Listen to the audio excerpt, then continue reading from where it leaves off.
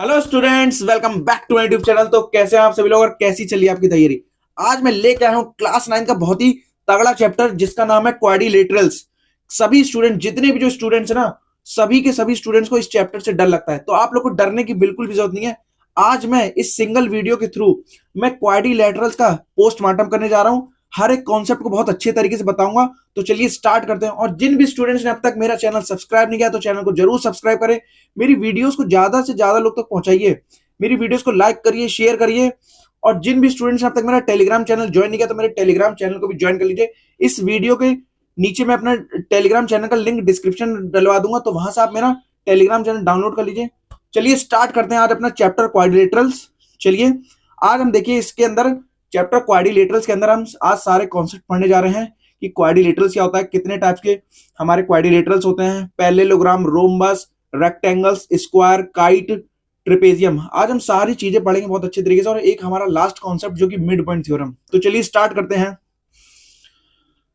देखिए क्वाड्रिलेटरल्स के अंदर हम लोग पढ़ेंगे सबसे पहले क्वाड्रिलेटरल। देखिए क्वाड्रिलेटरल होता क्या है, सबसे पहले आपको यह पता होना चाहिए कि क्वाड्रिलेटरल होता क्या है। तो चलिए मैं बताता हूं आपको। देखिए अ quadrilateral is a 2D shape.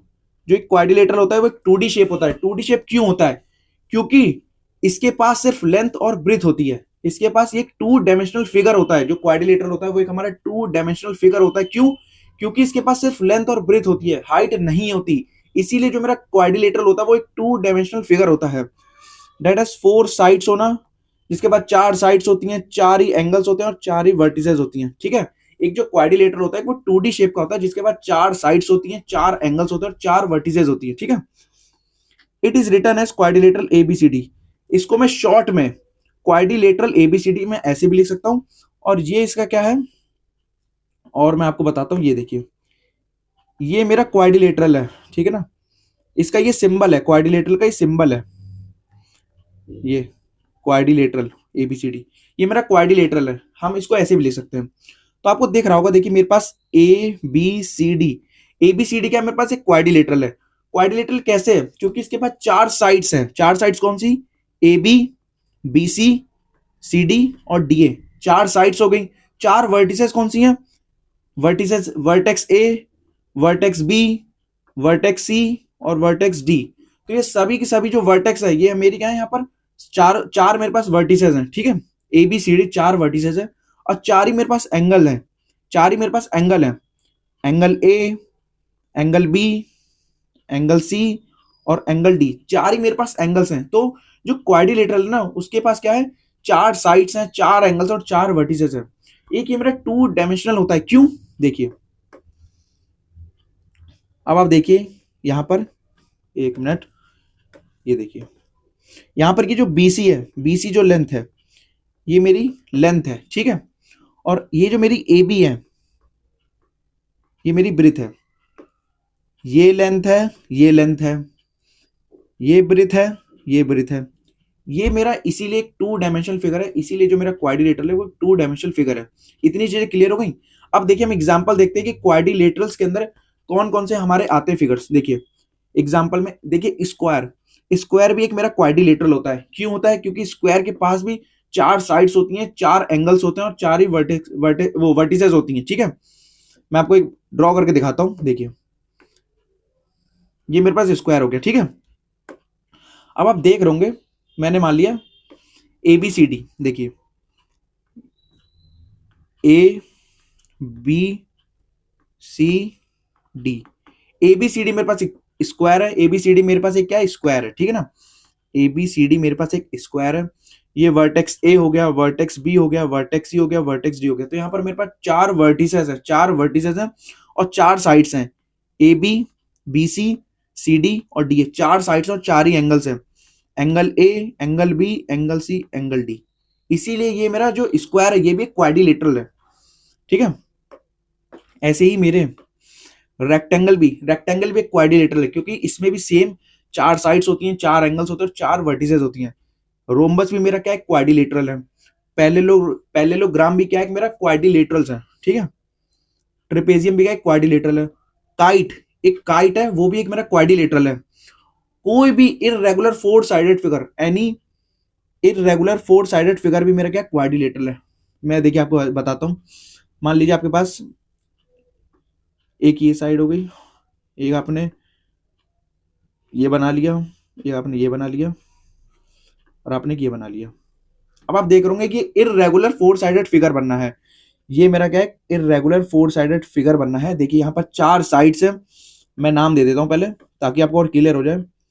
ये मेरे पास ए हो गया, ये मेरे पास बी हो गया, ये मेरे पास सी हो गया, और ये मेरे पास डी हो गया। ठीक है, ए बी सी डी मेरे पास चार वर्टेक्स है और चार साइड्स हैं। कौन सी? ए बी एक साइड, एक बी सी साइड, एक सी डी साइड और एक डी ए साइड। तो यहाँ पर मेरे पास चार साइड्स हैं, चार ही वर्टेक्स हैं, vertex A, vertex B, vertex C, vertex D. चार वर्टेक्स हो गए, चार ही एंगल्स हैं, angle A, angle B, angle C, angle D. तो ये जो मेरा इररेगुलर जो फोर साइडेड जो फिगर है ना, इररेगुलर फोर साइडेड फिगर, ये भी क्वाड्रिलेटरल होगा। क्योंकि यहाँ पर जो ये फोर साइडेड जो फिगर है ना, ये सारी की सारी तुम्हारी क्राइटेरिया, वो जो कंडीशंस है ना क्वाड्रिलेटरल होने की, वो फुलफिल कर रहा है। देखिए, तो ये भी मेरा क्या होगा, क्वाड्रिलेटरल होगा। ठीक है, क्वाड्रिलेटरल होगा। अब आपको समझ आ गया क्वाड्रिलेटरल क्या होता है? टू डायमेंशनल होता है जिसके पास चार साइड्स होती हैं, चार एंगल्स होते हैं, चार वर्टेक्स होते हैं। ठीक है, अब हम पढ़ेंगे टाइप्स ऑफ क्वाड्रिलेटरल्स कि हमारे क्वाड्रिलेटरल्स के कौन कौन से टाइप्स होते हैं। तो देखिए, सबसे पहले हम पढ़ेंगे, देखिए टाइप्स ऑफ क्वाड्रिलेटरल्स के अंदर हम पढ़ेंगे सबसे पहले काइट, हमारा काइट। उसके बाद ट्रेपेजियम के बारे में पढ़ेंगे, उसके बाद पैरेललोग्राम हो गया। तो हमारे टाइप्स ऑफ क्वाड्रिलेटरल्स के अंदर हमारे काइट आता है, ट्रेपेजियम आता है, पैरेललोग्राम आता है, रेक्टेंगल आता है, रोम्बस आता है और स्क्वायर आता है। टोटल छह मेरे पास, छह टाइप्स के मेरे क्या होते हैं, क्वाड्रिलेटरल्स होते हैं। Kite, trapezium, parallelogram, rectangle, rhombus, square. ठीक है, छह टाइप्स के क्या होते हैं मेरे टोटल क्वाड्रिलेटरल्स होते हैं। अब देखिए, सबसे पहले हम काइट को उठाते हैं। जो हमारी काइट होती है ना, काइट हमारा, काइट के अंदर क्या होता है, सबसे पहले नो पेयर, कोई भी हमारा पेयर नहीं होता पैरेलल साइड्स का। ठीक है, नो पेयर ऑफ पैरेलल, ये पैरेलल का सिंबल होता है, पैरेलल साइड्स। ठीक है ना, काइट के अंदर कोई भी साइड्स हमारी पैरेलल नहीं होती, कोई भी साइड्स का जो पेयर होता है ना वो पैरेलल नहीं होता। और जो मेरा ट्रेपेजियम होता है ना, जो मेरा ट्रेपेजियम होता है, वहां पर क्या होता है, एक पेयर होता है, एक पेयर होता है जिसकी साइड्स क्या होती है, पैरेलल होती है। तो one pair of parallel sides होना। ठीक है, और जो मेरा पैरेललोग्राम होता है, जो मेरा पैरेललोग्राम होता है, उसके अंदर मेरा क्या होता है, दो पेयर होते हैं, to pairs of, to pairs of क्या, पैरेलल साइड्स होना। यहां पर दो पेयर्स होते हैं पैरेलल साइड्स की, पैरेललोग्राम के अंदर। ठीक है, समझ आ गया।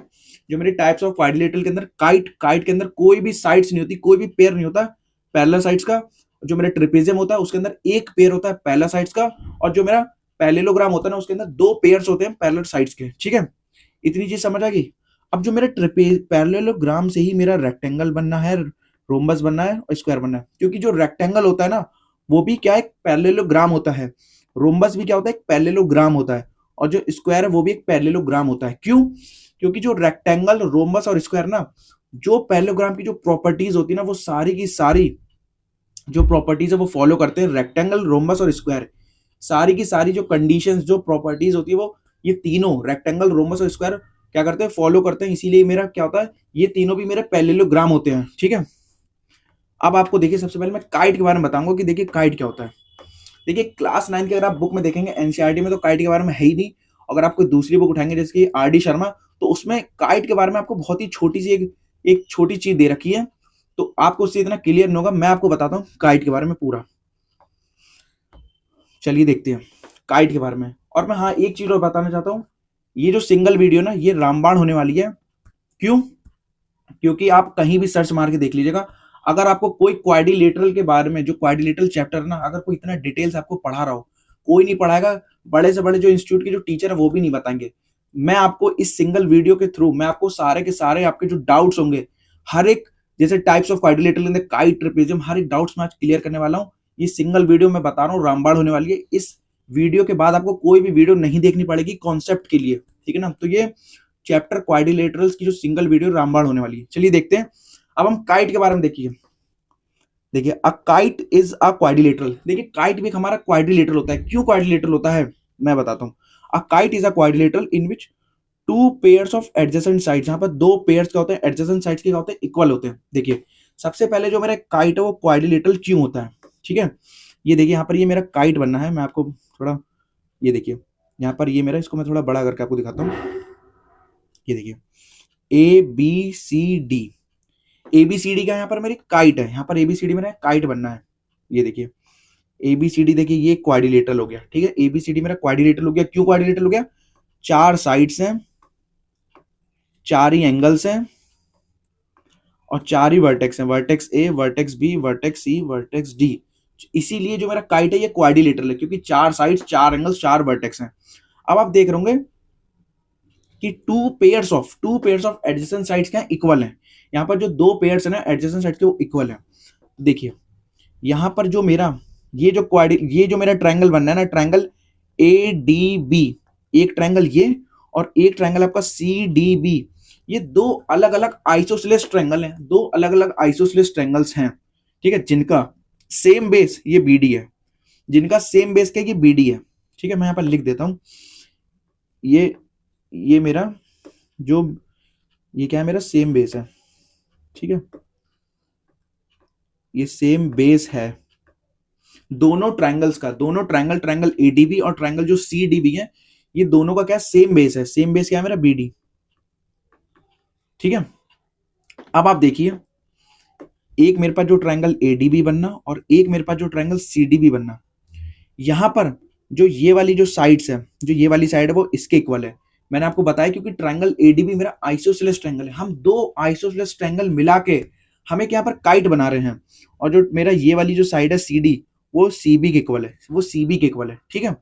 अब आप देख रहे होंगे एडजेसेंट साइड्स, मैंने यहाँ पर लिखा था कि जो 2 पेयर्स हैं एडजेसेंट साइड्स के वो क्या इक्वल है। अब आप खुद देखिए, अगर आप इस आर्म को देखिए और इस आर्म को देखिए, है ना, आप देखिए एक मेरा OAD, एक मेरा ये एंगल बनना और एक मेरा एंगल OAB बनना, तो आप देख रहे होंगे यहाँ पर जो वर्टेक्स A है, वर्टेक्स A ये कॉमन है, ये कॉमन है, ठीक है। मैं लिखता हूं जिससे आपको और क्लियर हो, जो मेरा A है वो क्या है, कॉमन वर्टेक्स है, एक कॉमन वर्टेक्स है।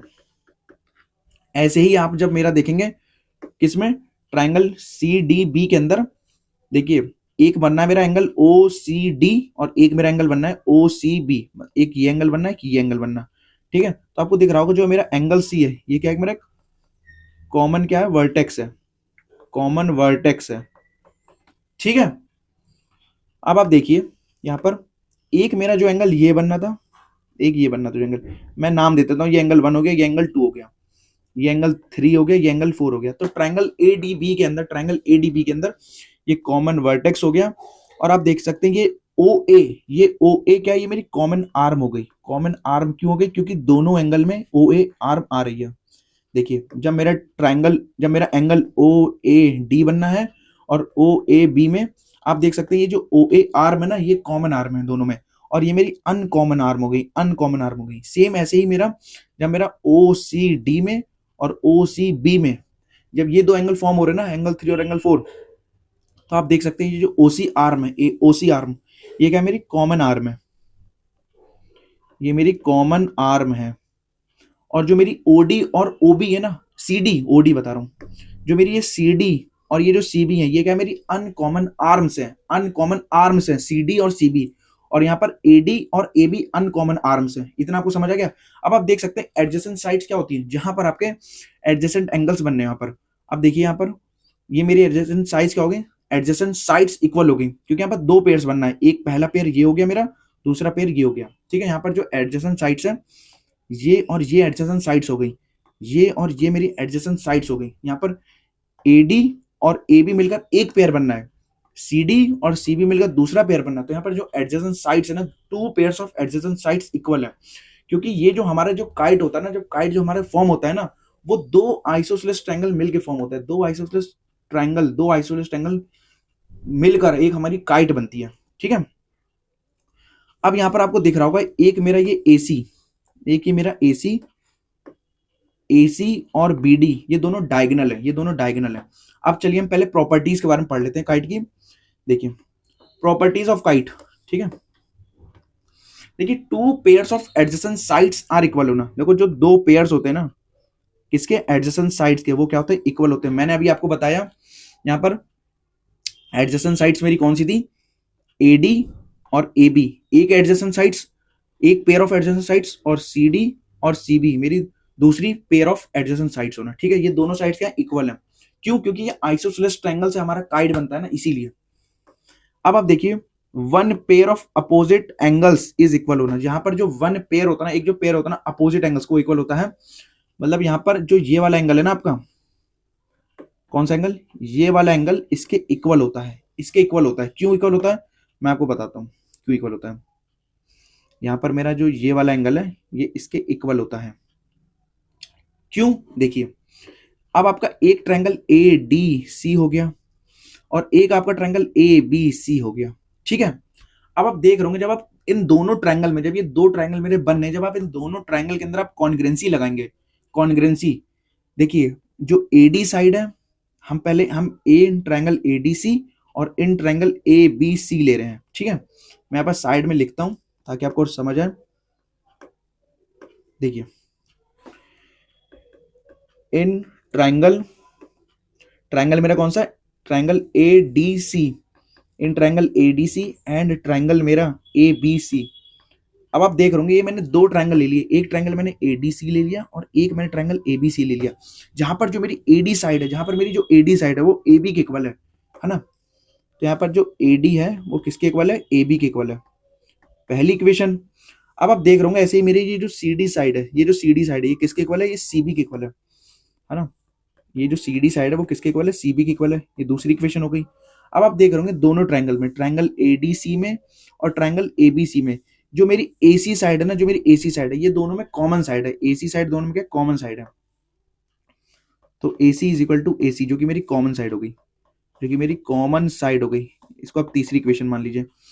अब आप देख रहे होंगे तीनों को मिलाकर, तो यहां पर मेरा देखिए साइड से है ना, बाय यूजिंग, देखिए साइड से दोनों मेरे जो ट्रायंगल है, ट्रायंगल ADC जो कि मेरे कॉन्ग्रेंट हो गए ट्रायंगल किसके, ट्रायंगल ABC के मेरे कॉन्ग्रेंट हो गए। ठीक है ना। अब आप देख सकते हैं बाय CPCT की मदद से, बाय CPCT से जो मेरी ये AC जो मेरी साइड कॉमन है ना, AC मेरी जो कॉमन साइड है ना, उसके सामने आप एंगल D और उसके सामने एंगल B, ये दोनों एंगल क्या हो गए, कॉमन हो गए, इक्वल हो गए। एंगल D जो कि इक्वल हो गया एंगल B के। ये इसका मैंने आपको डिटेल में बता दिया अच्छे तरीके से।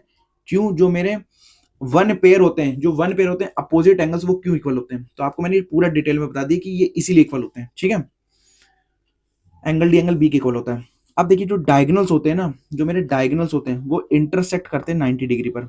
डायगोनल्स कहां पर इंटरसेक्ट करते हैं, 90 डिग्री पर। अब आपको पता होना चाहिए डायगोनल्स कौन से मेरे, तो यहां पर मेरा एक डायगोनल हो गया AC और एक डायगोनल हो गया BD। तो ये जो इंटरसेक्ट कर रहे हैं ना, आपस में इंटरसेक्ट कर रहे हैं 90 डिग्री पर इंटरसेक्ट कर रहे हैं, मतलब ये परपेंडिकुलर है। AC और BD आपस में परपेंडिकुलर है यहाँ पर ये। तो देखिए ये भी 90 डिग्री होगा, ये भी 90 डिग्री, ये भी 90 डिग्री और ये भी 90 डिग्री होगा। ठीक है, डायगोनल्स इंटरसेक्ट एट 90 डिग्री होना। अब देखिए जो मेरा वन डायगोनल होगा ना, वो बाइसेक्ट करता है अदर को। बाइसेक्ट किसको करता है, दूसरे डायगोनल को बाइसेक्ट करता है। मतलब यहाँ पर जब मेरा ये जो AC डायगोनल है, जो मेरा AC डायगोनल है, जब वो BD को बाइसेक्ट कर रहा होगा ना, तो यहाँ पर मेरा क्या हो जाएगा, जो OD बराबर मेरा क्या हो जाएगा, OB हो जाएगा। जब AC डायगोनल BD को क्या कर रहा है, बाइसेक्ट कर रहा है। और जब मेरा BD डायगोनल जब AC डायगोनल को बाइसेक्ट करेगा, जब मेरा BD डायगोनल AC डायगोनल को बाइसेक्ट करेगा, तो यहां पर क्या हो जाएगा, मेरा OA बराबर OC हो जाएगा। ठीक है, तो जो एक डायगोनल होता है वो बाइसेक्ट करता है दूसरे डायगोनल को, बाइसेक्ट द अदर। उसके बाद एक जो काइट होती है ना, a kite has one line of symmetry along the longer diagonal के अलोंग। तो यहाँ पर मेरी जो यहाँ पर सिमेट्री कौन सी साइड है, ये वाली साइड है मेरी, ये वाली साइड है। क्यों, ये सिमेट्री क्यों है, सिमेट्री का काम क्या होता है, किसी भी दो पार्ट को इक्वल पार्ट में बांटना। मतलब मान लो यहाँ पर दो ट्राइंगल्स बनने हैं, यहाँ पर ये मेरी जो यहाँ पर मान लो ये जो क्वाड्रिलेटरल था ना, जहां पर ये क्वाड्रिलेटरल था ना ABCD, तो ये जो AC जो लाइन सिमेट्री है, AC जो सिमेट्री लाइन है, वो इस क्वाड्रिलेटरल ABCD को दो इक्वल पार्ट्स में डिवाइड कर रही है। तो जो AC जो सिमेट्री लाइन है ना, वो इस वाले पार्ट को इस पार्ट के इक्वल है। मान लो अगर इसका एरिया 100 सेंटीमीटर है, 100 सेंटीमीटर स्क्वायर है, तो इसका भी एरिया होगा जो 100 सेंटीमीटर स्क्वायर होगा, है ना। तो यहाँ पर जो सिमेट्री का काम क्या होता है, किसी भी एरिया को दो इक्वल पार्ट्स में डिवाइड करना, ठीक है। तो एक जो काइट है, जो वन लाइन ऑफ सिमेट्री है, किसके अलोंग, लॉन्गर डायगोनल के अलोंग। अब देखिए only two pairs of sides are equal होना, जो दो पेयर्स होते हैं ना साइड्स के, वो क्या होते हैं, इक्वल होते हैं, नॉट ऑल फोर। मैंने आपको पहले ही बताया था यहाँ पर दो पेयर्स कौन कौन से, देखिए यहाँ पर दो पेयर बनने हैं। मैंने आपको अभी क्या बताया था, एक मेरे पास आइसोसेलेस ट्रायंगल एडीबी है और एक मेरे पास सीडीबी है। तो ये वाली साइड इसके इक्वल है, मैं लिख के बताता हूं। देखिए जो एडी साइड है ना, एडी साइड वो एबी के इक्वल है, एडी साइड एबी के इक्वल है। ऐसे ही मेरा ट्राइंगल सीडीबी के अंदर मेरी जो सीडी साइड है, जो मेरी सीडी साइड है वो किसके इक्वल है, CD is equal to CB होना, ठीक है। एडी एबी के इक्वल है और जो मेरी सीडी साइड है वो सीबी के इक्वल है, ठीक है। इतना आपको समझ आ गया होगा। यहां पर आपको पता है, यहां पर चारों साइड्स इक्वल नहीं करनी, यहां पर आपको पता है क्या चीज नहीं करना, A B is equal to B C is equal to C D is equal to D A, ये आपको नहीं करना है, ये नहीं है। यहाँ पर दो पेयर्स है, यहाँ पर दो पेयर्स है किसके, साइड्स के, जो कि इक्वल है। क्यों, क्योंकि आइसोसेलेस ट्रायंगल है, आइसोसेलेस ट्रायंगल है, इसीलिए मेरे यहाँ पर दो पेयर्स क्या है, साइड्स के क्या इक्वल है, सभी साइड्स इक्वल नहीं है, ठीक है। तो काइट का मैंने आपको काइट के बारे में बता दिया, काइट की मैंने प्रॉपर्टीज बता दी बहुत ही डिटेल तरीके से। अगर आप आर.डी. शर्मा बुक भी उठा के देख लेंगे तो आपको काइट के बारे में सिर्फ इतना दे रखा है, जो एक मेरा काइट है वो क्वाड्रिलेटरल है, जिसकी जो एडजेसेंट जो साइड्स के जो पेयर्स होते हैं ना वो इक्वल होते हैं, बस इतना दे रखा है आपको। मैंने आपको काइट की प्रॉपर्टीज के बारे में बता दिया, ताकि जब आपको आगे चल के अगर आपको काइट के बारे में कोई भी कुछ पूछे तो आप बता सकते हैं इजिली, ठीक है। तो मैंने आपको थोड़ा प्रॉपर्टीज भी बता दी काइट की, मैंने आपको बहुत अच्छे तरीके से समझा दिया काइट के बारे में। अब हम देखते हैं अपना ट्रेपेजियम। मैंने आपको बताया था ट्रेपेजियम के अंदर जहां पर एक पेयर होता है पैरेलल साइड्स का। देखिए यहाँ पर काइट मैंने आपको बता दिया, काइट के अंदर मैंने आपको कोई भी पेयर नहीं होता parallel sides, no pair of parallel sides. अब हम देखेंगे ट्रेपेजियम। देखिए ट्रेपेजियम के अंदर मेरा ट्रेपेजियम है, देखियो आज ट्रेपेजियम इज अ क्वाड्रिलेटरल। जो एक ट्रेपेजियम है वो भी एक क्वाड्रिलेटरल होता है। क्यों क्वाड्रिलेटरल होता है, चार साइड, चार एंगल्स, चार वर्टिसेस, इसीलिए जो एक मेरा ट्रेपेजियम होता है वो क्वाड्रिलेटरल होता है। देख सकते हैं आप ए बी सी डी का ये क्वाड्रिलेटरल है।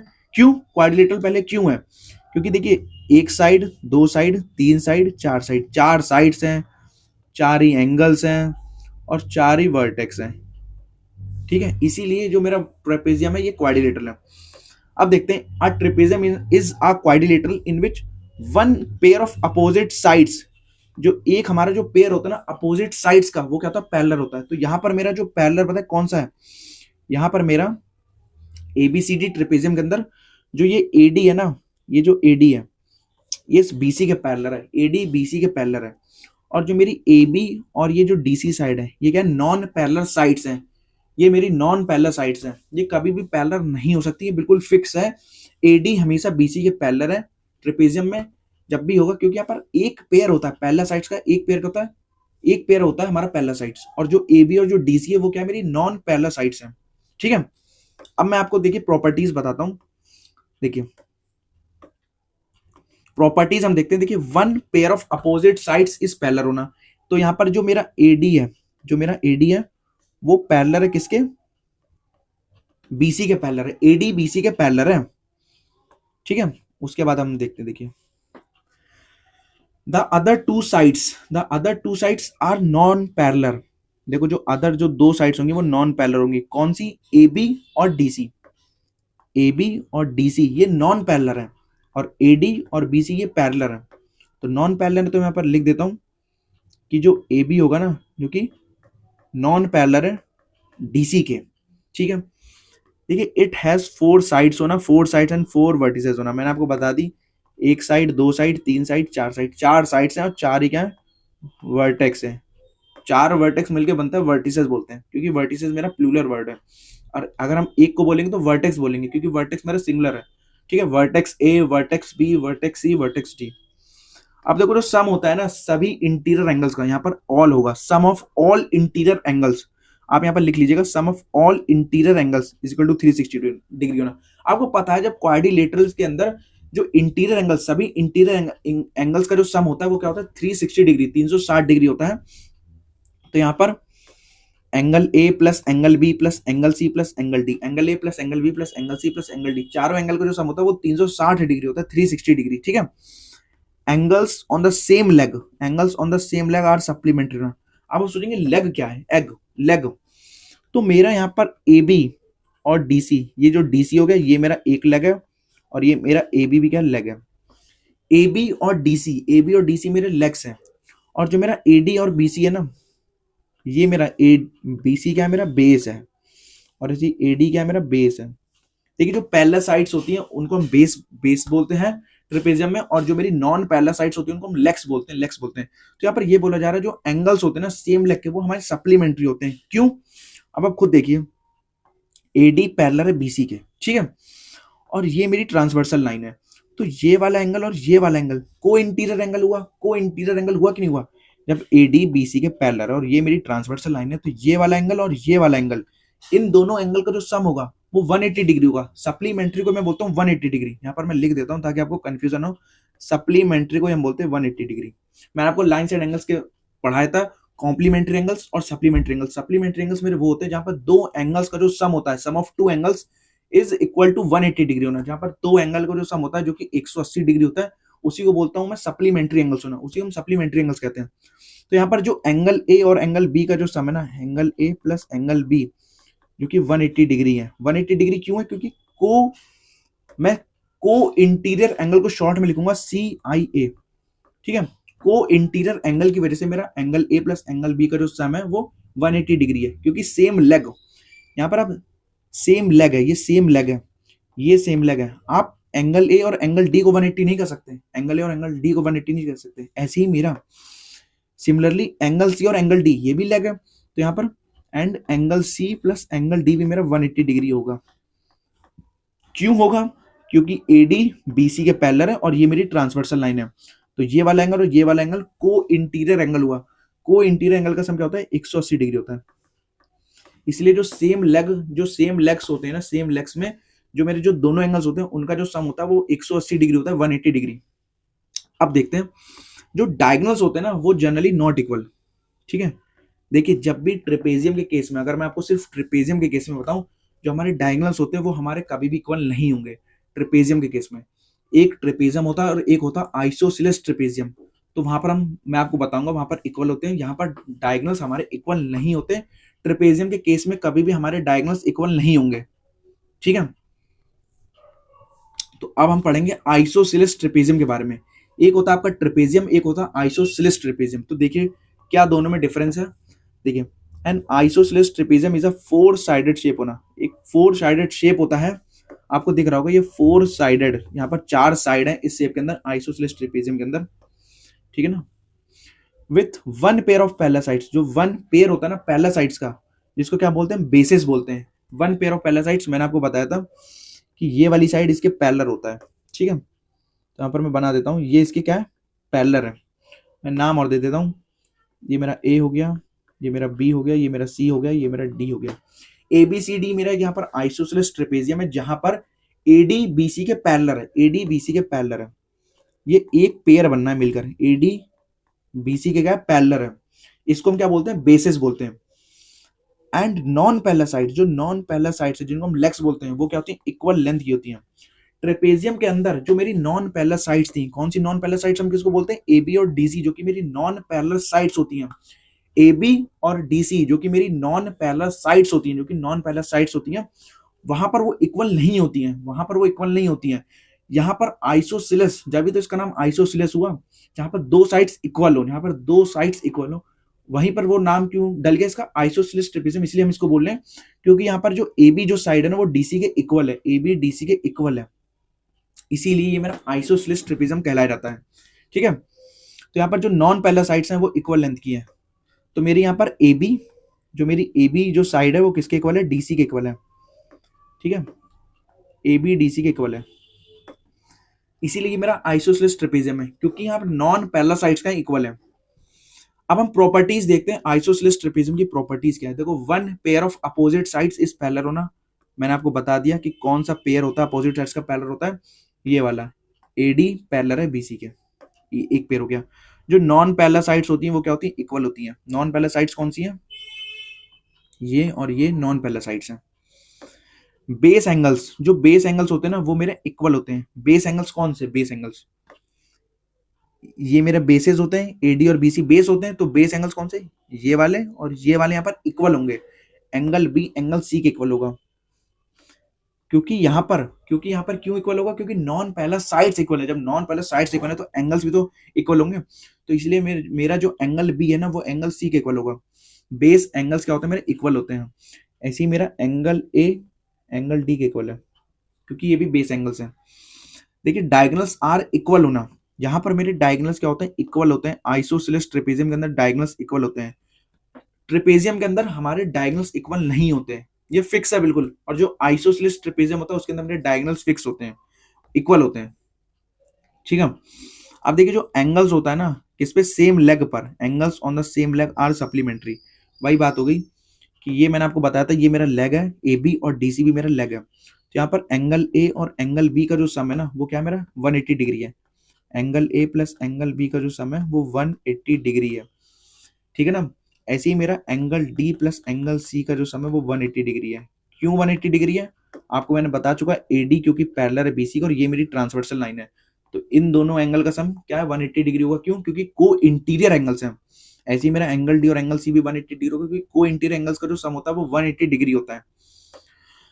अब angle sum of all interior angles, देखो सभी इंटीरियर एंगल्स का जो सम होता है ना वो 360 डिग्री का होता है, 360 डिग्री होता है सभी इंटीरियर एंगल्स का सम। वो पता ही आपको, क्योंकि जब क्वाड्रिलेटरल से, जब मेरा आइसोसेलेस ट्रेपेजियम जब मेरा क्वाड्रिलेटरल से, जब आपको पता है क्वाड्रिलेटरल्स के अंदर सभी एंगल्स का जो सम होता है वो 360 डिग्री होता है। ठीक है। आप देखिए नोट, ये बहुत इंपॉर्टेंट है नोट, इसको आप लिख लीजिएगा। एवरी आइसोसेलेस ट्रेपेजियम, देखो जो हर एक मेरा आइसोसेलेस ट्रेपेजियम है ना, सारे के सारे मेरे जो आइसोसेलेस ट्रेपेजियम है वो ट्रेपेजियम हो सकते हैं। क्यों हो सकते हैं, क्योंकि मेरे जो सारे के सारे जो आइसोसेलेस ट्रेपेजियम है वो ट्रेपेजियम की सारी प्रॉपर्टीज को फॉलो कर रहे हैं। वो सारी की सारी जो ट्रेपेजियम की जो प्रॉपर्टीज है उसको फॉलो कर रहे हैं। बट नॉट एवरी ट्रेपेजियम, लेकिन हर एक ट्रेपेजियम, यहाँ पर मैं ट्रेपेजियम की बात कर रहा हूँ, लेकिन हर एक ट्रेपेजियम मेरे वो कभी भी आइसोसेलेस ट्रेपेजियम नहीं हो सकते। आइसोसेलेस ट्रेपेजियम मेरे ट्रेपेजियम हो सकते हैं, बट ट्रेपेजियम वो आइसोसेलेस ट्रेपेजियम नहीं हो सकते। क्यों नहीं हो सकते, आपको पता है वो सारी की सारी प्रॉपर्टीज फॉलो नहीं करते। जैसे कि पहली प्रॉपर्टी मैं आपको बता दूं कि डायगोनल्स ट्रेपेजियम के अंदर क्या होते हैं, इक्वल नहीं होते। अब आइसोसेलेस के अंदर क्या होते हैं, इक्वल होते हैं। दूसरा मेरा जो मेरे वो नॉन पैरेलल साइड्स होती हैं ट्रेपेजियम में, जो मेरी नॉन पैरेलल साइड्स होती हैं वो इक्वल नहीं होती हैं, और आइसोसेलेस ट्रेपेजियम के अंदर इक्वल होती हैं। तो ये कुछ ऐसी प्रॉपर्टीज हैं जिसकी वजह से मेरा जो ट्रेपेजियम है ना वो आइसोसेलेस ट्रेपेजियम नहीं हो सकता। ठीक है। अब हम देखेंगे पैरेललोग्राम। तो मैंने आपको टाइप्स ऑफ क्वाड्रिलेटरल्स के अंदर दो चीज पढ़ा दी है, पहली काइट, दूसरी मैंने ट्रेपेजियम। अब हम तीसरा पढ़ेंगे पैरेललोग्राम। ठीक है। देखो अ क्वाड्रिलेटरल इज अ पैरेललोग्राम होना, क्योंकि पता है ये चार साइड्स हैं, चार एंगल्स हैं, चार वर्टिसेस हैं, तो इसीलिए मेरा जो क्वाड्रिलेटरल वो मेरा पैरेललोग्राम होता है, जहां पर both pairs of opposite sides कहती हैं पैरेलल होती हैं। Both pairs of opposite sides, जो दोनों साइड्स के जो पेयर होता है ना वो क्या होता है, पैरेलल होता है। मतलब यहाँ पर आप देख रहे होंगे ए बी सी डी, मेरे पास यहाँ पर एक पैरेललोग्राम है, ए बी सी डी मेरे पास पैरेललोग्राम है, जहां पर अपोजिट साइड्स, मतलब अगर मैं ए बी का अपोजिट साइड्स क्या है मेरा डीसी है, ए बी की एडी अपोजिट साइड्स नहीं है, ए बी के सामने ए बी के अपोजिट क्या है डीसी है, और ऐसे ही मेरा एडी के अपोजिट क्या है बीसी है। तो जो अपोजिट साइड्स होती है ना, जो अपोजिट साइड्स होती है वो क्या होती है, पैरेलल होती है। मतलब ए बी क्योंकि डीसी के क्या है, पैरेलल है। क्यों, क्योंकि अपोजिट साइड्स है।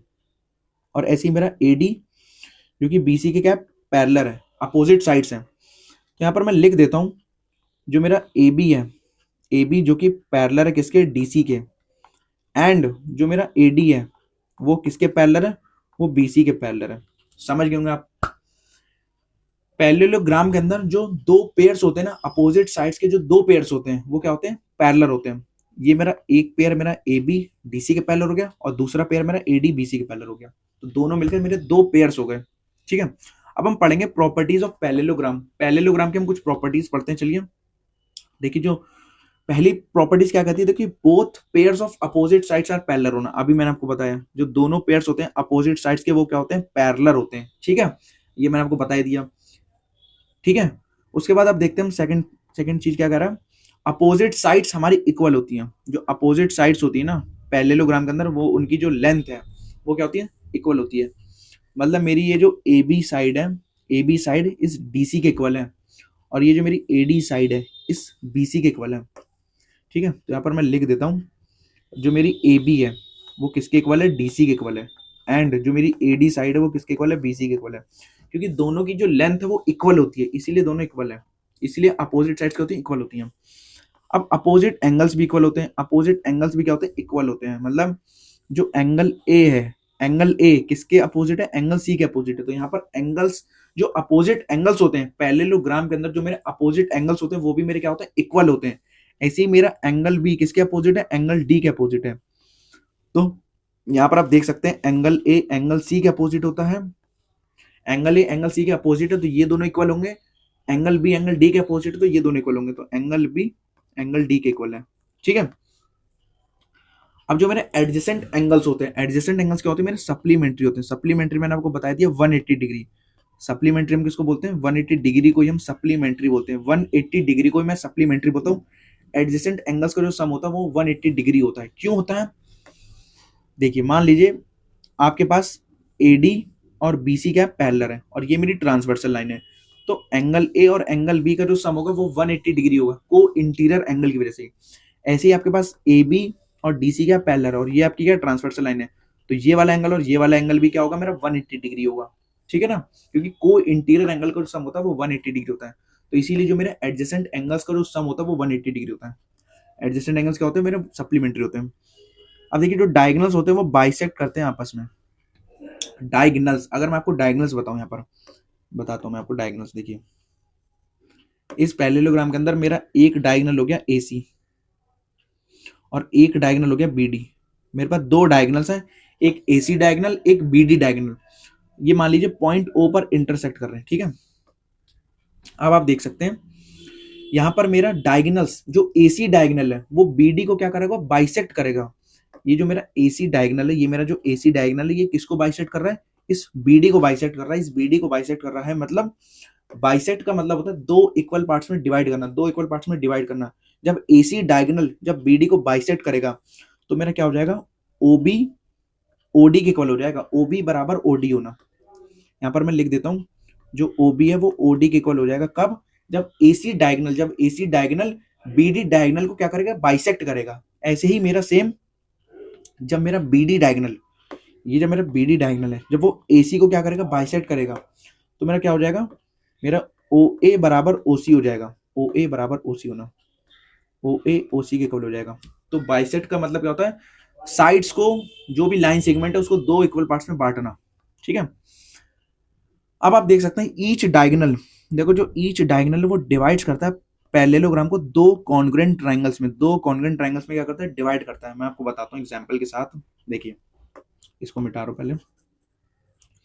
यहां पर मैंने ले लिया, मेरे पास AC क्या है, मेरे पास एक डायगोनल है। ठीक है, अब आप देख रहे होंगे जैसे ही मैंने डायगोनल को यहाँ ड्रॉ किया तो यहाँ मेरे पास दो ट्रायंगल बनने, एक मेरा ट्रायंगल हो गया ABC और एक मेरा ट्रायंगल हो गया CDA।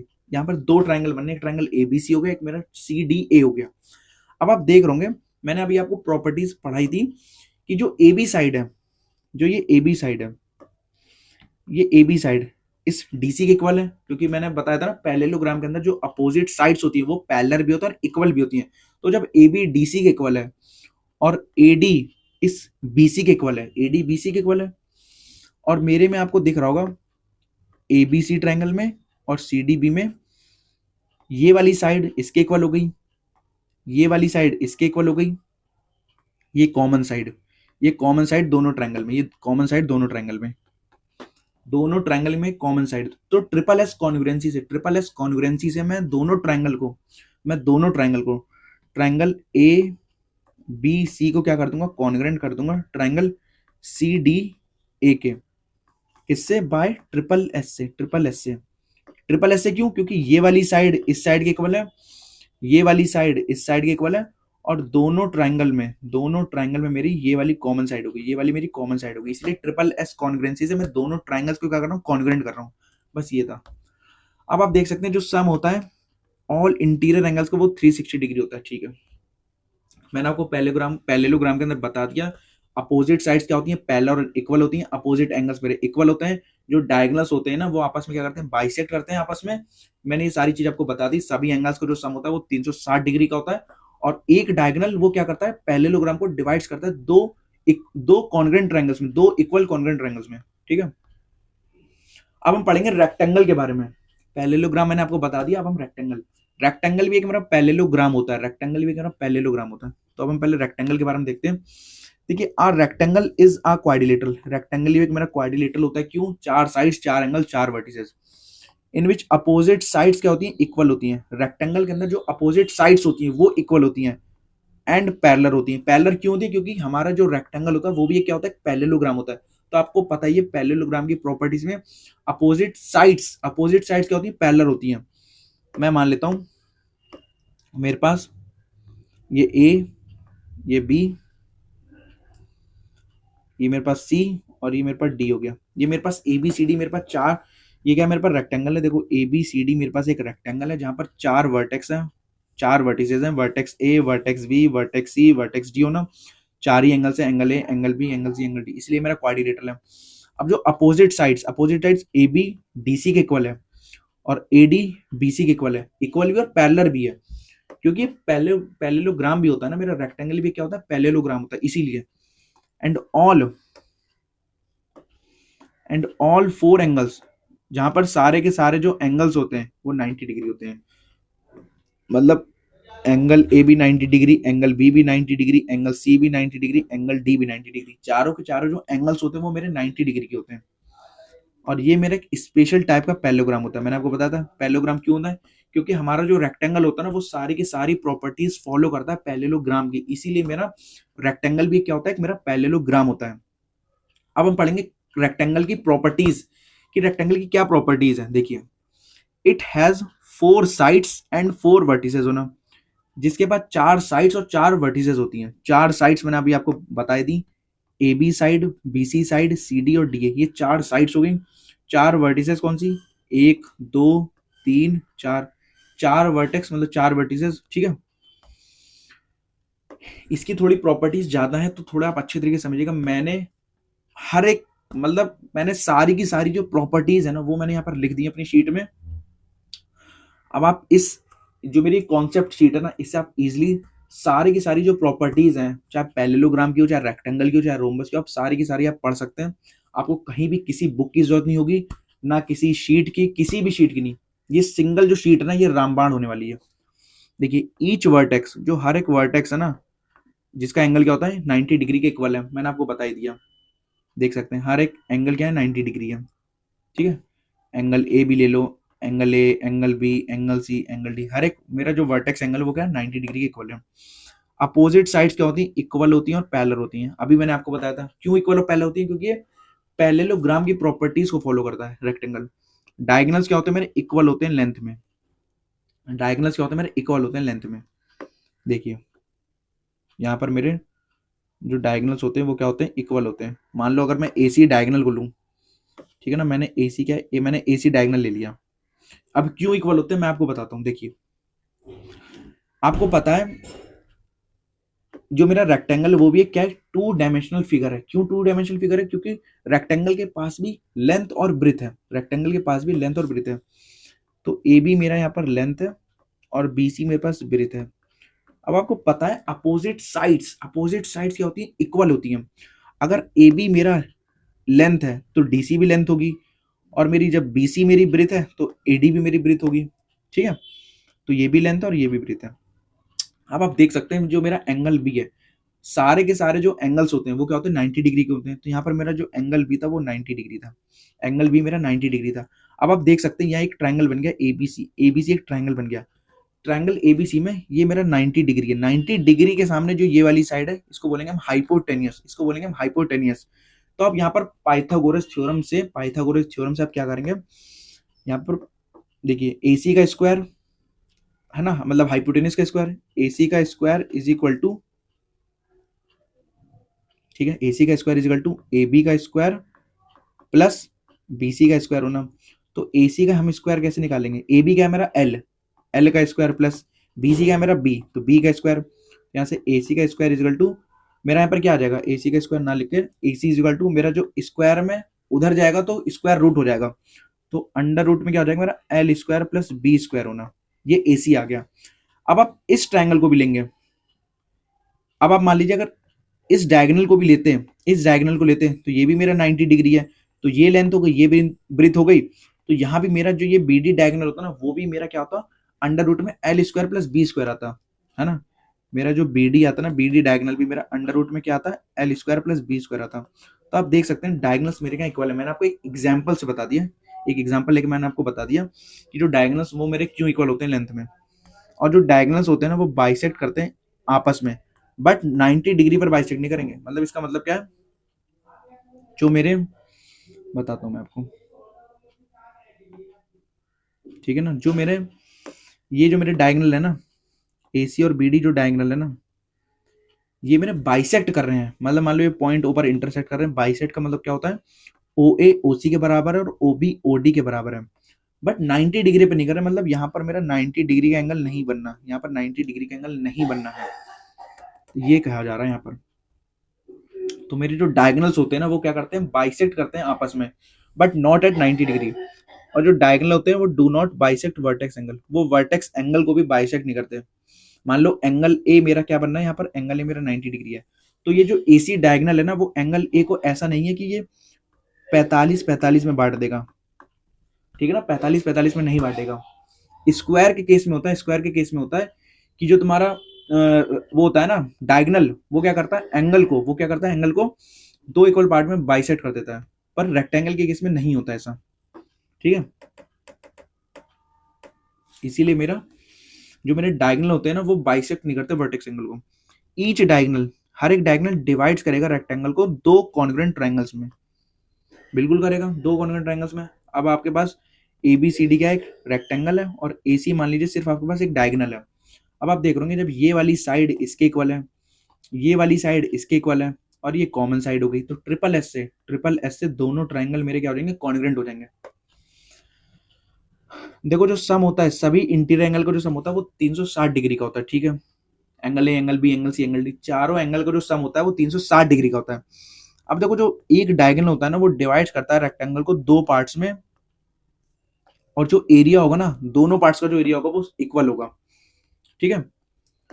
AC जो डायगोनल है वो इसको, ये एरिया और ये एरिया दोनों जो एरिया होंगे वो क्या होंगे, इक्वल होंगे। ऐसे ही जब मैं दो डायगोनल ले लेता हूं तो ये वाला एरिया, ये वाला एरिया, ये वाला एरिया और ये वाला एरिया भी क्या होगा, इक्वल होगा। देखो जो दो डायगोनल्स होंगे, two diagonals divide the rectangle, rectangle को डिवाइड करेंगे 4 पार्ट्स में, and area of each part, जो एरिया होगा ना हर एक पार्ट का जो एरिया होगा वो इक्वल होगा। एडजेसेंट साइड्स क्या होती है मेरी, परपेंडिकुलर होती है। एडजेसेंट साइड्स मेरी परपेंडिकुलर होती है, आपको पता ही है। एडजेसेंट साइड्स कौन सी, यहाँ पर आप देख सकते हैं AB और AD, ये क्या मेरी साइड्स है, एडजेसेंट साइड्स हैं, एडजेसेंट साइड्स है, तो मेरी परपेंडिकुलर है। देखिए यहाँ पर 90 डिग्री बनना है, ऐसी मेरी ये एडजेसेंट साइड्स होगी, ये एडजेसेंट साइड होगी, यहाँ पर 90 डिग्री एंगल फॉर्म हो रहा है। इसीलिए जो मेरी एडजेसेंट साइड्स होती है वो परपेंडिकुलर होती है। परपेंडिकुलर मतलब क्या होता है, 90 डिग्री होना, ठीक है। अब देखिए ये नोट है, इसको आप इंपॉर्टेंट में लिख लीजिएगा। देखिए यहाँ पर ये कह रहा है एवरी रेक्टेंगल, जो हर एक रेक्टेंगल है ना वो क्या है, मेरा पैरेललोग्राम है। हर एक रेक्टेंगल मेरा, जो हर एक रेक्टेंगल वो मेरा पैरेललोग्राम हो सकता है। क्यों, क्योंकि जो रेक्टेंगल है वो सारी की सारी प्रॉपर्टीज फॉलो कर रहा है पैरेललोग्राम की, इसीलिए मेरा हर एक रेक्टेंगल क्या हुआ, पैरेललोग्राम है। बट पैरेललोग्राम मेरा रेक्टेंगल नहीं हो सकता, क्योंकि सारे एंगल्स 90 डिग्री नहीं होते पैरेललोग्राम के, बस। तो बहुत सी ऐसी कंडीशंस हैं जिसकी वजह से जो मेरा पैरेललोग्राम है वो रेक्टेंगल नहीं हो सकता, रेक्टेंगल पैरेललोग्राम हो सकता है, क्योंकि जो रेक्टेंगल है वो सारी की सारी प्रॉपर्टीज फॉलो कर रहा है पैरेललोग्राम की। और जो एक स्क्वायर होता है ना वो भी एक स्पेशल रेक्टेंगल होता है। क्यों, क्योंकि जो स्क्वायर होता है ना वो रेक्टेंगल की सारी प्रॉपर्टीज फॉलो करता है। With all sides are equal होना, स्क्वायर में सभी साइड्स क्या होती हैं, इक्वल होती हैं। Diagonals of a rectangle, rectangle के अंदर जो डायगोनल्स होते हैं वो क्या होते हैं, इक्वल होते हैं, बट इंटरसेक्ट नहीं करते राइट एंगल्स पर, है ना, एक्सेप्ट इन अ स्क्वायर होना। स्क्वायर के केस में जो मेरे डायगोनल्स होते हैं ना वो मेरे क्या करते हैं, इंटरसेक्ट करते हैं राइट एंगल पर, राइट एंगल पर इंटरसेक्ट करते हैं।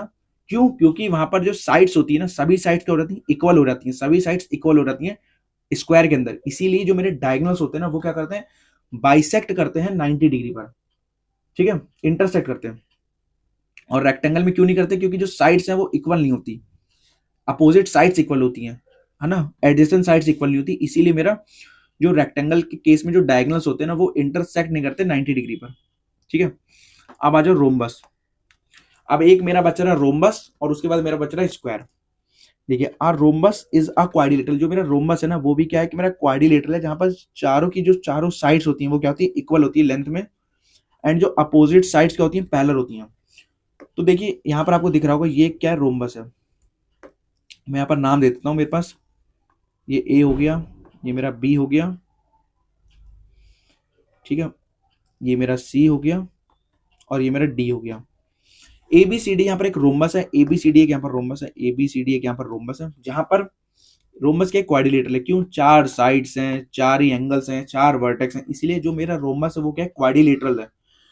और यहाँ पर रोम्बस के अंदर क्या होते हैं, सारी की जो सारी साइड्स हैं, मतलब A B B C C D और डी ए, सारी की सारी जो साइड्स हैं वो क्या होती है, इक्वल होती हैं। तो मतलब यहाँ पर A B is equal to B C is equal to C D is equal to D A, चारों की चारों जो साइड्स होती हैं वो इक्वल होती है लेंथ में। और जो अपोजिट साइड्स होती हैं, अपोजिट साइड्स कौन सी, ए बी डी सी के पैरेलल होती है और ए डी बी सी के पैरेलल होती है। क्यों? क्योंकि मैंने आपको बताया था जो रोम्बस होता है ना वो भी क्या होता है, पैरेललोग्राम होता है। रोम्बस भी एक पैरेललोग्राम होता है, क्योंकि वो सारी की सारी प्रॉपर्टीज फॉलो करता है पैरेललोग्राम की, इसीलिए जो मेरा रोम्बस होता है ना वो भी क्या होता है, पैरेललोग्राम होता है, ठीक है। It is also special type of parallelogram ना, ये भी एक स्पेशल टाइप का पैरेललोग्राम होता है, क्योंकि जब सारी की सारी प्रॉपर्टीज जब फॉलो कर रहा है रोम्बस, तो ये भी एक मेरा स्पेशल टाइप का पैरेललोग्राम हुआ कि नहीं हुआ। अब हम पढ़ेंगे रोम्बस की प्रॉपर्टीज के बारे में। देखिए ऑल फोर साइड्स इक्वल होना, चारों साइड्स क्या होती है, इक्वल होती हैं, मैंने आपको बता दिया। अपोजिट साइड्स क्या होती है, मेरी पैरेलल होती हैं। अपोजिट एंगल्स क्या होते हैं, इक्वल होते हैं। अपोजिट एंगल्स भी क्या होते हैं, इक्वल होते हैं। मतलब जो एंगल ए है, एंगल ए एंगल सी के इक्वल है, एंगल बी एंगल डी के इक्वल है। क्यों? जब ये प्रॉपर्टीज पैरेललोग्राम की प्रॉपर्टीज फॉलो कर रहा है, उसमें भी अपोजिट एंगल्स क्या होते हैं, इक्वल होते हैं। तो मेरा रोम्बस में भी अपोजिट एंगल्स क्या होंगे, इक्वल होंगे। और जो एडजेसेंट एंगल्स है ना वो क्या होंगे, मेरे सप्लीमेंट्री होंगे, मतलब 180 डिग्री। सप्लीमेंट्री का मतलब होता है 180 डिग्री, ठीक है। ऐसे ही आपके जो डायगोनल्स होंगे एडजेसेंट एंगल्स, आपको पता ही है ना कौन से। मान लो ये डी ए और ए बी में, तो ये मेरा एडजेसेंट एंगल्स हो गया, ठीक है। तो एडजेसेंट एंगल्स मेरे, मान लो अगर मैं ये साइड देखूं, एंगल ए और एंगल बी मेरे एडजेसेंट एंगल्स हो गए, एंगल डी और एंगल ए मेरे एडजेसेंट एंगल्स हो गए, तो इनका जो सम होता है वो 180 डिग्री होता है। देखो जो डायगोनल्स होते हैं ना, जो कि बाइसेक्ट करते हैं 90 डिग्री पर, डायगोनल्स मेरे बाइसेक्ट करते हैं 90 डिग्री पर। क्यों बाइसेक्ट करते हैं 90 डिग्री पर? क्योंकि यहाँ पर जो साइड्स हैं, सभी की सभी जो चारों साइड्स वो इक्वल होती हैं लेंथ में, इसीलिए मेरे जो डायगोनल्स होते हैं ना वो क्या करते हैं, इंटरसेक्ट करते हैं या बाइसेक्ट करते हैं 90 डिग्री पर। और जो डायगोनल्स होते हैं ना वो बाइसेक्ट करते हैं वर्टेक्स एंगल को भी बाइसेक्ट करते हैं मेरे। वर्टेक्स एंगल आपको पता ही है, देखिए एंगल ए हो गया, एंगल बी हो गया, एंगल सी हो गया, एंगल डी हो गया, ये सभी के सभी क्या वर्टेक्स एंगल है।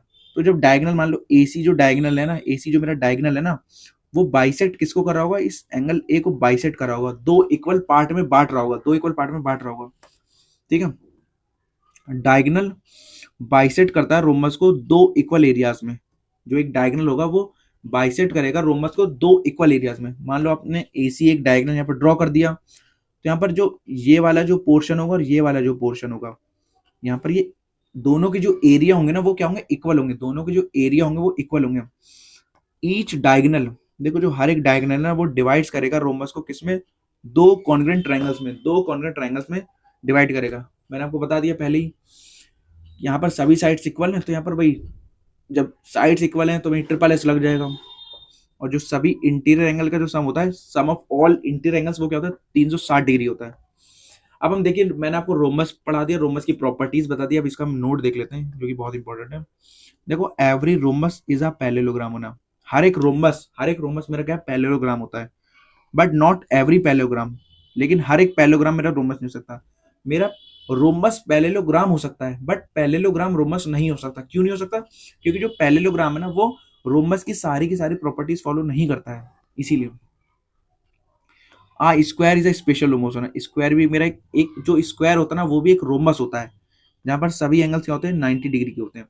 क्योंकि जो स्क्वायर होता है ना वो रोम्बस की सारी प्रॉपर्टीज फॉलो करता है और रेक्टेंगल की भी सारी प्रॉपर्टीज फॉलो करता है। देखो एक जो स्क्वायर होता है ना वो पैरेललोग्राम की सारी प्रॉपर्टीज फॉलो करता है, रेक्टेंगल की भी सारी करता है, और रोमस की भी करता है। तो एक स्क्वायर ही एक ऐसा है सबसे खास है स्क्वायर जो तीनों तुम्हारा पैरेललोग्राम हो गया, चाहे रोमस हो गया, चाहे रेक्टेंगल हो गया, वो तीनों की क्या करता है, प्रॉपर्टीज को फॉलो करता है। अब मैं देखिए यहाँ पर बताता हूँ, यहाँ पर सभी एंगल्स क्या होते हैं 90 डिग्री के इक्वल होते हैं। अब हम पढ़ेंगे स्क्वायर जो कि बहुत ही मजेदार है। देखिए तो जो मेरा एक स्क्वायर है ना, एक स्क्वायर भी मेरा क्वाड्रिलेटरल है। चार साइड्स, चार एंगल, चार वर्टिसेस होना, यहाँ पर सभी जो साइड्स होती हैं वो क्या होती है, इक्वल होती हैं। मेरे पास मान लीजिए ये ए हो गया, vertex A, vertex B, vertex C और वर्टेक्स डी। मेरे पास चार वर्टेक्स हैं जहां पर मेरी जो चारों साइड्स हैं A B, B C, C D और डी, ये चारों साइड्स क्या मेरी इक्वल है, चारों साइड्स क्या मेरी इक्वल है, ठीक है।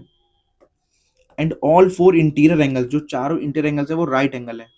मतलब मेरा एंगल ए बोलो, चाहे एंगल बी बोलो, चाहे एंगल सी बोलो, चाहे एंगल डी बोलो, ये जो चारों एंगल्स है ना वो मेरे 90 डिग्री के हैं, 90 डिग्री के हैं। और ये एक स्पेशल टाइप का क्या है, it is a special type of both rectangle and rhombus होना। मैंने आपको बताया था ये मेरा जो स्क्वायर है ना वो एक स्पेशल टाइप का क्या है, रेक्टेंगल और रोमबस है। क्यों? क्योंकि ये स्क्वायर है ना वो सारी की सारी प्रॉपर्टीज फॉलो कर रहा है रोमबस और रेक्टेंगल की, इसीलिए मेरा जो स्क्वायर है ये भी एक स्पेशल टाइप का क्या है, रेक्टेंगल और रोमबस है।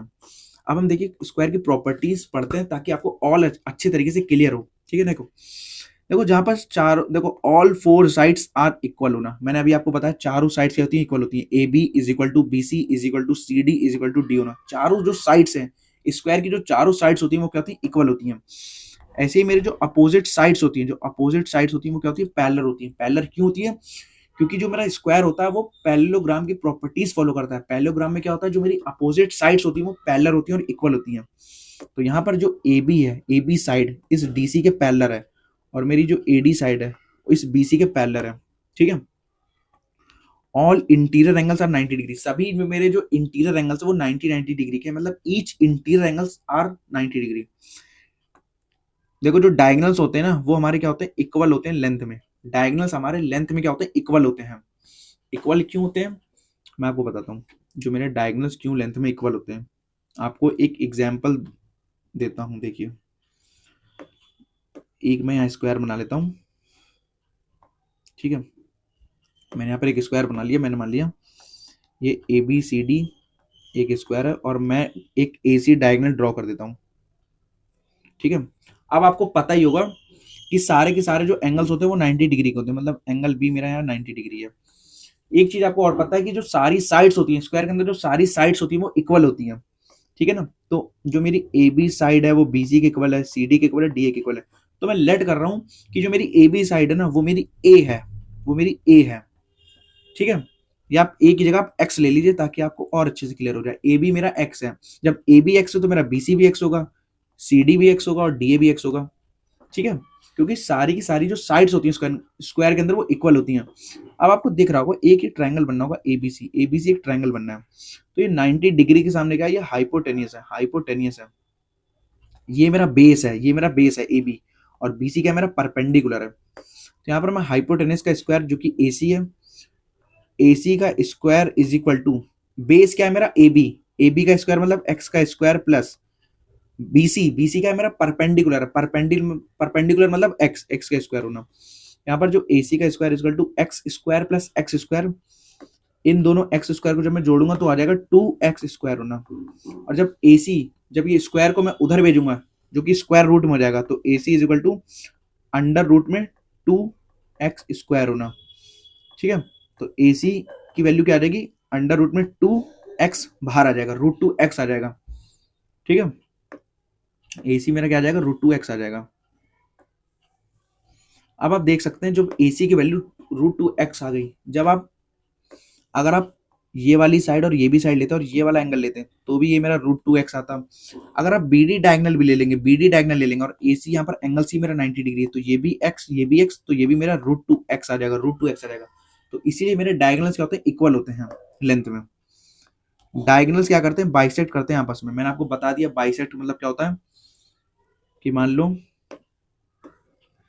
अगर मेरा यहाँ एक बीडी डायगोनल भी होता, एक मेरा बीडी डायगोनल भी होता है, ये मान लो पॉइंट ओ पर इंटरसेक्ट कर रहा है, तो एसी डायगोनल बीडी को क्या कर रहा है, बाइसेक्ट कर रहा है। तो यहाँ पर ओ ए बराबर ओ सी और ओ बी बराबर ओ डी होना, जो ओ ए है, ओ ए वो ओ सी के इक्वल है and O B O D के इक्वल है।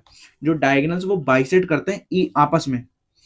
देखो diagonals intersect at right angles होना, देखो मेरे जो डायगोनल्स है वो इंटरसेक्ट करते हैं राइट एंगल्स पर। राइट एंगल्स मतलब ये 90 डिग्री, ये भी 90 डिग्री, ये भी 90 डिग्री, ये भी 90 डिग्री। राइट एंगल्स पर क्यों ये हमारे जो डायगोनल्स है वो इंटरसेक्ट क्यों करते हैं राइट एंगल्स? क्योंकि यहाँ पर जो ये जो ए बी साइड और बी सी साइड ये क्या इक्वल है, इसीलिए। रेक्टेंगल्स में क्यों नहीं कर रहे थे? क्योंकि वहां पर साइड्स इक्वल नहीं थी, वहां पर साइड्स इक्वल नहीं थी, वहां पर अपोजिट साइड्स इक्वल थी। और रेक्टेंगल और रोम्बस में जो मेरे डायगोनल्स है वो क्यों 90 डिग्री पर इंटरसेक्ट करते हैं? क्योंकि दोनों में जो साइड्स होती है ना, चारों साइड्स क्या होती है? इक्वल होती है। चारों साइड्स, चाहे आप रेक्टेंगल, चाहे आप रोम्बस ले लीजिए, चाहे आप स्क्वायर ले लीजिए, दोनों के केस में जो चारों की चारों जो साइड्स होती हैं, ऑल साइड्स, वो क्या होती हैं? इक्वल होती हैं। इसीलिए जो मेरे डायगोनल्स होते हैं ना वो इंटरसेक्ट करते हैं 90 डिग्री पर। ठीक है, देखिए each diagonal divides the square, जो हर एक डायगोनल है वो स्क्वायर को डिवाइड करता है दो कॉन्ग्रुएंट ट्रायंगल्स में। वही सेम केस बनेगा। सम ऑफ इंटीरियर एंगल्स 360 होना, सभी इंटीरियर एंगल का जो सम होगा वो 360 होगा। अब देखिए जो लेंथ होती है ना डायगोनल्स की वो ग्रेटर होती है स्क्वायर की साइड से, स्क्वायर की साइड से। जो डायगोनल की जो लेंथ होती है ना वो हमेशा क्या होगी? ग्रेटर होगी साइड की स्क्वायर से। कैसे? मैं आपको एक एग्जांपल देता हूँ फिर से। देखिए मैंने यहाँ पर एक ये स्क्वायर बना लिया, ठीक है, ये मेरा ए हो गया, ये मेरा बी हो गया, ये मेरा सी हो गया, ये मेरा डी हो गया। ठीक है, अब आप, मैं मान लेता हूं ये मेरा 3 है, ये मेरा 4 है। ठीक है, ये मेरा 3 है, ये मेरा 4 है, ये मैंने लेट कर ली साइड। अरे सॉरी, स्क्वायर है ना तो सेम साइड होगी। चलिए मैं छोटा मानता हूँ, मान लीजिए मैं इसको 1 ले लेता हूँ, ए बी को मैंने 1 मान लिया और बी सी को भी मैंने 1 मान लिया, क्योंकि सभी साइड्स क्या होती हैं? इक्वल होती हैं स्क्वायर में। अब मैं यहाँ पर एक डायगोनल ड्रॉ कर देता हूँ, ए सी। ए सी यहाँ पर डायगोनल हो गया। अब आपको पता है एंगल भी मेरा 90 डिग्री है, क्योंकि स्क्वायर में जो सभी एंगल्स होते हैं, ईच एंगल्स वो क्या होते हैं? 90 डिग्री के इक्वल होते हैं। अब आपको दिख रहा होगा ट्रायंगल एबीसी के अंदर, ट्रायंगल एबीसी के अंदर ए बी मेरा बेस है, ए बी मेरा बेस है, बी सी मेरा क्या है? परपेंडिकुलर है, बी सी मेरा परपेंडिकुलर है, और जो ए सी है वो मेरा हाइपोटेनियस है। तो 90 डिग्री के सामने जो ए सी जो हाइपोटेनियस है, 90 डिग्री के सामने जो मेरा ए सी हाइपोटेनियस है, तो ट्रायंगल ए बी सी के अंदर ए सी जो कि हाइपोटेनियस है, तो ए सी का square is equal to base जो कि ए बी है। ए बी क्या है मेरा? 1, 1 का स्क्वायर क्या होता है? 1 होता है, प्लस परपेंडिकुलर क्या है मेरा? बी सी, तो यहाँ पर 1, यहाँ भी मेरा बी सी भी क्या है? 1 है, तो 1 का स्क्वायर 1 होता है। तो A C square equal to 1 और 1 कितना हो गया? 2 हो गया। जब स्क्वायर उधर जाएगा तो स्क्वायर रूट में हो जाएगा, तो रूट 2 हो जाएगा। तो आप देख सकते हैं यहाँ पर जो ए सी की वैल्यू आई है ना, यहाँ पर ए सी की वैल्यू आई है √2, जो कि डायगोनल है, ये जो कि क्या है मेरा? डायगोनल है। ठीक है, और मेरे जो ए बी था वो क्या था? साइड था। यहाँ पर जो साइड 1 थी, तो आप यहाँ पर देख सकते हैं जो √2 है, जो √2 है, जो √2 है वो ग्रेटर है 1 से, साइड से ग्रेटर है। क्योंकि आपको पता है √2 की जो आपको अगर वैल्यू पता होगी, मैं आपको बताता हूँ, √2 की जो वैल्यू होती है वो होती है 1.414, जो कि ग्रेटर है 1 से। देख सकते हैं आप, तो यहाँ पर √2, तो मैंने आपको एग्जाम्पल से बता दिया, एग्जाम्पल से मैंने आपको बता दिया जो डायगोनल्स होता है ना स्क्वायर के अंदर, जो डायगोनल्स होते हैं ना वो हमेशा मेरे क्या होंगे? ऑलवेज मेरे क्या होंगे? ग्रेटर देन होंगे साइड से। ठीक है, अब हम देखते हैं बोथ डायगोनल्स जो कि डिवाइड करेंगे स्क्वायर को 4 पार्ट्स में, and area of each part is same होना। मान लो ये मेरे पास बी डी डायगोनल है, ठीक है। अब आप देख रहे होंगे मेरे पास 4 पार्ट्स हो गए। अब ये जो 2 डायगोनल्स हैं, एक ए सी डायगोनल, एक बी सी डायगोनल, इस स्क्वायर को 4 पार्ट्स में डिवाइड कर रहे हैं, 1 पार्ट, 2 पार्ट, 3 पार्ट, 4 पार्ट। और जो चारों पार्ट्स का जो एरिया होगा, दूसरा पार्ट, तीसरा पार्ट, 4 पार्ट, ये जो चारों पार्ट्स का जो एरिया होगा ना वो क्या होगा? सेम होगा। चारों पार्ट्स का एरिया क्या होगा? सेम होगा। ठीक है, देखिए मैंने आपको स्क्वायर बता दिया, स्क्वायर की मैंने प्रॉपर्टीज बता दी। अब हम पढ़ेंगे नोट में, देखिए स्क्वायर का बहुत ही जो कि इंपॉर्टेंट है, हर एक स्क्वायर, मैंने आपको ये पहले बता दिया, every square is a rectangle होना। हर एक स्क्वायर है जो कि मेरा रेक्टेंगल होगा। सभी के सभी जो मेरे स्क्वायर होंगे वो मेरे रेक्टेंगल होंगे। क्यों होंगे? क्योंकि जो सारे के सारे जो स्क्वायर होते हैं ना वो मेरी रेक्टेंगल की सारी प्रॉपर्टीज फॉलो करते हैं। ऐसे ही मेरे every square is a rhombus होना। सेम भाई, स्क्वायर भी सारी की सारी रोमबस की प्रॉपर्टीज फॉलो करता है। और जो सारे के सारे जो स्क्वायर होते हैं वो भी क्या होते हैं कि मेरे पैरेललोग्राम होते हैं। सारे के सारे जो स्क्वायर होते हैं वो भी मेरे क्या होते हैं? पैरेललोग्राम होते हैं। ठीक है, स्क्वायर मेरा रोम्बस भी हो सकता है, स्क्वायर मेरा पैरेललोग्राम भी हो सकता है, स्क्वायर मेरा रेक्टेंगल भी हो सकता है। तो जो स्क्वायर है ना वो बहुत ही ज्यादा इंपॉर्टेंट है, क्योंकि इसमें तीन अपने रेक्टेंगल, रोम्बस, जो पैरेललोग्राम है ना, तीनों की प्रॉपर्टीज को ये फॉलो करता है, इसलिए मेरा स्क्वायर बहुत ही ज्यादा इंपॉर्टेंट हो जाता है। अब हम बढ़ते हैं अपना नेक्स्ट, जो कि लास्ट कॉन्सेप्ट है, मिड पॉइंट थ्योरम, जो कि बहुत ही इजी कॉन्सेप्ट है। स्टूडेंट्स को पता नहीं इस कॉन्सेप्ट से क्यों इतना डर लगता है, बहुत ही मतलब उन लोगों को एक कॉन्सेप्ट समझ नहीं आता। तो मैं आपको बहुत ही इजी लैंग्वेज में इसको समझाने जा रहा हूँ आज। मैं बस इसका मैं आपको कॉन्सेप्ट बताऊंगा मिड पॉइंट थ्योरम का। बाकी मैं जो आपको थ्योरम, जब मैं आपको थ्योरम कराऊंगा ना मिड पॉइंट थ्योरम की, जब मैं मिड पॉइंट थ्योरम की आपको थ्योरम कराऊंगा तो मैं आपको उसमें प्रूफ बताऊंगा मिड पॉइंट थ्योरम का, ठीक है। तो यहाँ पर हम इसको पहले पढ़ लेते हैं। देखिए मिड पॉइंट थ्योरम के अंदर, the line segment joining the mid points of two sides of a triangle. देखिए मेरे पास एक एबीसी एक मेरे पास ट्राइंगल है, एबीसी मेरे पास एक ट्राइंगल है, जहां पर मेरा जो लाइन सेगमेंट जो कि ज्वाइन कर रही है मिड पॉइंट्स को, देखिए एबीसी मेरे पास एक ट्राइंगल है, जो डी और जो ई है वो मिड पॉइंट्स हैं, वो मिड पॉइंट्स हैं। डी मेरा किसका मिड पॉइंट है? एबी का मिड पॉइंट है। ई मेरा किसका मिड पॉइंट है? एसी का मिड पॉइंट है। ई मेरा एसी का मिड पॉइंट है। मिड पॉइंट का काम क्या होता है? साइड्स को दो इक्वल पार्ट में बांटना, साइड्स को दो इक्वल पार्ट में बांटना।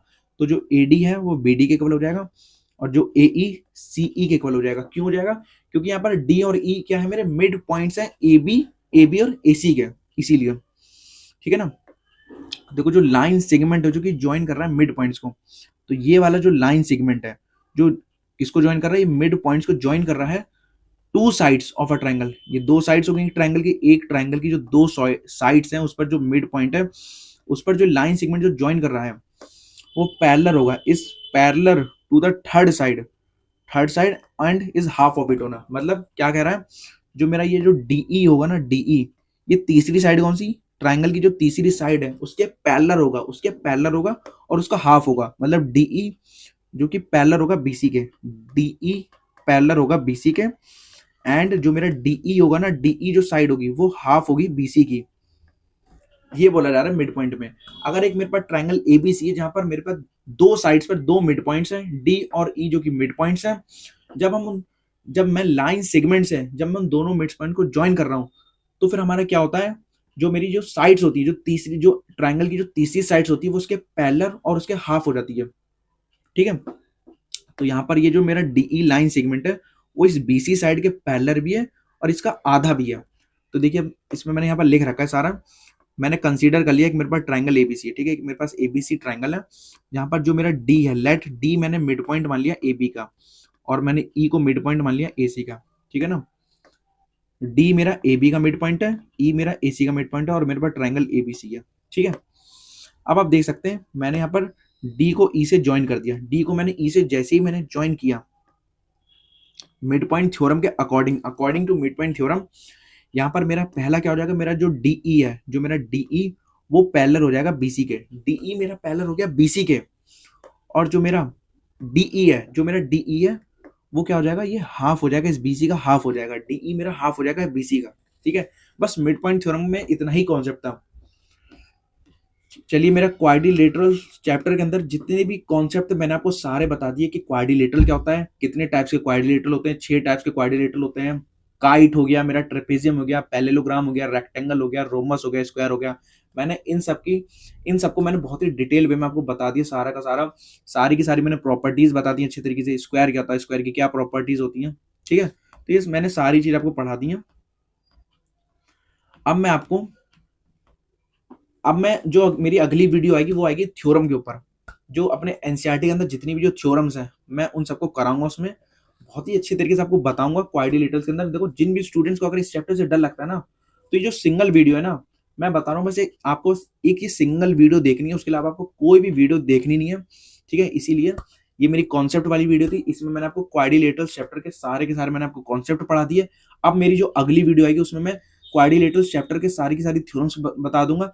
देन उसके बाद हम फिर सारे के सारे एनसीईआरटी के क्वेश्चंस करेंगे, ठीक है। तो जिन भी स्टूडेंट्स ने अब तक अगर मेरा चैनल सब्सक्राइब नहीं किया तो मेरे चैनल को जरूर सब्सक्राइब करिए, ताकि मुझे और मोटिवेशन मिले, मैं और अच्छा कंटेंट आप लोग को दे सकूं। और मेरा टेलीग्राम चैनल ज्वाइन करना ना भूलें। मैं इस वीडियो के नीचे अपना टेलीग्राम चैनल का लिंक डिस्क्रिप्शन में डलवा दूंगा, क्योंकि जो भी मैं अपना यूट्यूब पर कराता हूं ना, उन सभी की जो शीट्स हैं वो मैं अपने टेलीग्राम चैनल पर डलवा देता हूं। तो मेरे टेलीग्राम चैनल को भी ज्वाइन जरूर करिए। और मेरी वीडियोस को ज़्यादा से ज़्यादा लोगों तक पहुँचाइए। चलिए मिलते हैं, ओके बाय।